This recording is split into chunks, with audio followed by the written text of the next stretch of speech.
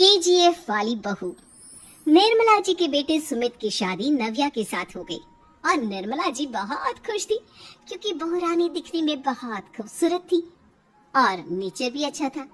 निर्मला जी का बहुत अच्छे से ख्याल रखती थी, कभी किसी से झगड़ा नहीं करती थी।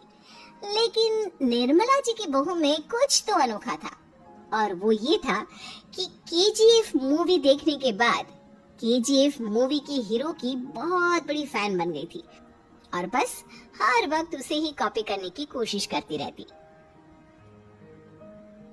बस एक यही आदत की वजह से निर्मला जी को कभी कभी उस पर गुस्सा आ जाता। बाकी सब कुछ ठीक था।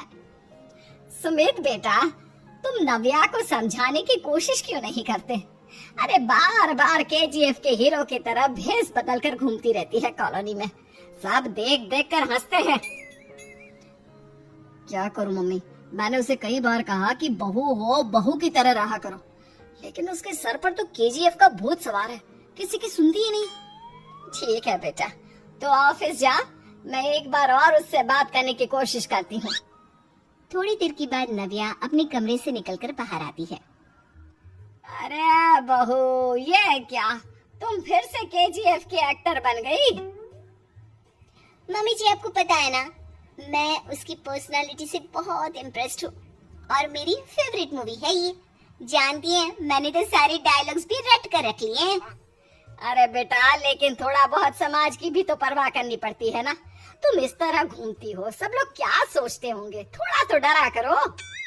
मम्मी जी, डर होना चाहिए और दिल में होना चाहिए, वो अपन के नहीं, सामने वाले के दिल में होना चाहिए। अरे तुम फिर से केजीएफ के डायलॉग मारने लगी। अरे पता नहीं कब समझोगी।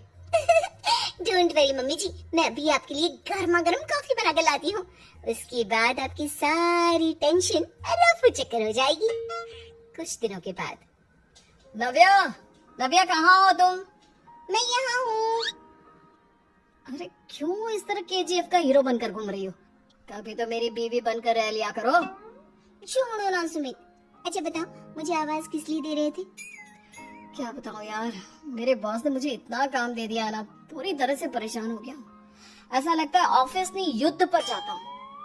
अरे बेटा, परेशान क्यों होता है? ला, मैं तेरा सर दबा देती हूँ, दुखी मत हो, काम तो सबको करना ही पड़ता है। लेकिन मम्मी, ऑफिस में आजकल बहुत काम रहता है, थक जाता हूँ मैं।